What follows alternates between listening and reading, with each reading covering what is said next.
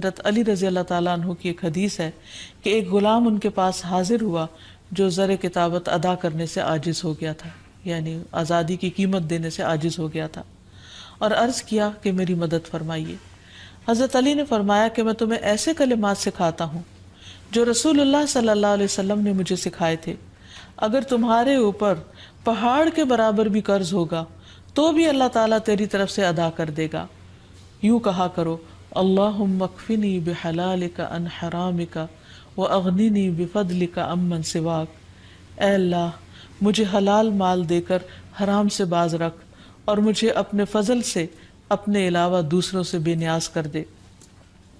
اسی طرح ایک اور روایت میں آتا ہے، حضرت انس سے روایت ہے کہ رسول اللہ صلی اللہ علیہ وسلم نے حضرت معاذ سے فرمایا، کیا میں تمہیں ایسی دعا نہ سکھاؤں جس کے ساتھ تم دعا کرو اگر تم پر احد کے پہاڑ برابر بھی قرضہ ہو تو اسے اللہ تعالیٰ تم سے ادا کر دے گا۔ اے معاذ یہ پڑھا کرو، اللہم مالک الملک تؤتی الملک من تشاء وتنزع الملک ممن تشاء وتعز من تشاء وتذل من تشاء بیدک الخیر انک علی کل شیء قدیر، رحمن الدنیا والآخرہ ورحیمہما تعطیہما من تشاء وتمنع منہما من تشاء ارحمنی رحمتا تغنینی بہا عن رحمت من سواک۔ اے اللہ بادشاہت کے مالک، تو جسے چاہتا ہے بادشاہت دیتا ہے، جس سے چاہتا ہے ملک چھین لیتا ہے، جس کو تو چاہتا ہے عزت دیتا ہے، جس کو تو چاہتا ہے ذلیل کر دیتا ہے۔ تیرے ہی ہاتھ میں خیر و بھلائی ہے اور تو ہی ہر چیز پر قدرت رکھتا ہے، دنیا اور آخرت کا رحمان اور ان دونوں کا رحیم۔ تو جسے چاہتا ہے دنیا اور آخرت دیتا ہے اور ان کو جن سے چاہتا ہے روک دیتا ہے۔ مجھ پر ایسی رحمت فرما جو مجھ کو تیرے علاوہ کی رحمت سے بے نیاز کر دے۔ نبی صلی اللہ علیہ وسلم کی دعاؤں میں سے قرض سے پناہ مانگنے کی دعا بھی تھی۔ نماز کے بعد یہ پڑھتے تھے، اللہم انی اعوذ بک من المأثم والمغرم۔ اے اللہ میں گناہ اور قرض سے تیری پناہ مانگتا ہوں۔ کسی نے عرض کیا، یا رسول اللہ صلی اللہ علیہ وسلم آپ قرض سے اتنی پناہ مانگتے ہیں؟ آپ نے جواب دیا، جب آدمی مقروض ہوتا ہے تو جھوٹ بولتا ہے اور وعدہ کرتا ہے تو خلاف ورزی کرتا ہے۔ پھر سونے سے پہلے کی دعائیں جو ہیں ان میں بھی قرض کی ادائیگی کی دعا ہے۔ پھر اسی طرح سفر میں بھی قرض سے پناہ کی دعا ہے، کیونکہ مسافر کی دعا قبول ہوتی ہے۔ نبی صلی اللہ علیہ وسلم جب کہیں قیام فرماتے تو یہ دعا پڑھتے، اللہم انی اعوذ بک من الہم والحزن والعجز والکسل والبخل والجبن ودلع الدین وغلبۃ الرجال۔ اے اللہ میں تیری پناہ مانگتا ہوں غم اور رنج سے، عاجزی سے، سستی سے، بخل سے اور بزدلی سے، اور قرض چڑھ جانے اور لوگوں کے غلبے سے۔ تو یہ ہیں وہ چند مسنون دعائیں جو نبی صلی اللہ علیہ وسلم نے سکھائیں۔ اگر انسان ان کو پڑھتا رہے تو قرض سے نجات حاصل ہو جائے گی۔ بریدہ رضی اللہ عنہ سے مروی ہے کہ میں نے نبی صلی اللہ علیہ وسلم کو یہ فرماتے ہوئے سنا کہ جو شخص کسی تنگ دست مقروض کو مہلت دے دے اسے ہر دن کے عوض اتنا ہی صدقہ کرنے کا ثواب ملے گا۔ پھر ایک اور مرتبہ سنا تو نبی صلی اللہ علیہ وسلم نے فرمایا، جو شخص کسی تنگ دست مقروض کو مہلت دے دے اسے ہر دن کے عوض دگنا صدقہ کرنے کا ثواب ملے گا۔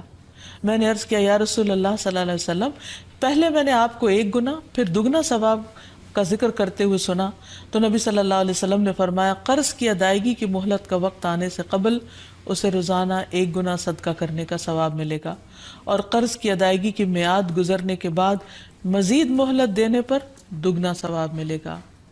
تو اس سے یہ پتہ چلتا ہے کہ جتنی جو مقروض کو ڈھیل دیتا ہے اس کے لیے اجر اتنا ہی زیادہ بڑھتا چلا جاتا ہے۔ پھر قرض کا اجر جنت کے دروازے پر بھی لکھا ہوا ہے۔ رسول اللہ صلی اللہ علیہ وسلم نے فرمایا، ایک آدمی جنت میں داخل ہوا، وہ کیا دیکھتا ہے کہ اس کے ایک دروازے پر لکھا ہوا ہے کہ صدقہ کا ثواب 10 گنا اور قرضے کا ثواب 18 گنا ہے۔ یعنی اگر کوئی شخص کسی کو کچھ 1 روپیہ دیتا ہے تو اس کے بدلے میں اس کو 10 نیکیاں ملتی ہیں، لیکن اگر کوئی شخص قرض کے طور پر کسی کو دیتا ہے تو اس کے بدلے میں 18 نیکیاں اس کو ملتی ہیں۔ پھر اسی طرح نبی صلی اللہ علیہ وسلم نے فرمایا، ایک شخص لوگوں کو قرض دیا کرتا تھا اور اپنے نوکروں سے اس نے یہ کہہ کر رکھا تھا کہ جب تم کسی کو مفلس پاؤ تو تم اسے معاف کر دیا کرو، ممکن ہے کہ اللہ تعالی ہمیں بھی معاف فرما دے۔ رسول اللہ صلی اللہ علیہ وسلم نے فرمایا کہ موت کے بعد جب وہ اللہ سے ملا تو اللہ تعالیٰ نے اس کو بخش دیا. تو گویا جو دنیا میں دوسروں کے قرض معاف کر دیتا ہے، قیامت کے دن اللہ تعالیٰ اس کو معاف کر دے گا. پھر اسی طرح قرض معاف کرنے والے قیامت کے دن عرش الہی کے سائے تلے ہوں گے. رسول اللہ صلی اللہ علیہ وسلم نے فرمایا جس نے تنگ دست کو مہلت دی یا اس کا قرض معاف کر دیا تو اللہ تعالیٰ قیامت کے دن اسے اپنے عرش کے سائے میں رکھے گا، جبکہ اس کے سائے کے سوا کوئی سایہ نہ ہوگا. ایسے شخص کو قیامت کے دن کی سختیوں سے بھی نجات ملے گی.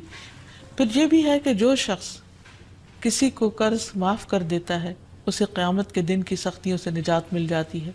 رسول اللہ صلی اللہ علیہ وسلم نے فرمایا جس کو یہ پسند ہو کہ اللہ تعالیٰ اسے قیامت کے دن کی سختیوں سے نجات دے دے تو اسے چاہیے کہ وہ مفلس کو مہلت دے یا اسے معاف کر دے. اللہ تعالیٰ ہم سب کو ہر طرح کی پریشانیوں سے محفوظ رکھے. وآخر دعوانا ان الحمد للہ رب العالمین. السلام علیکم ورحمۃ اللہ وبرکاتہ.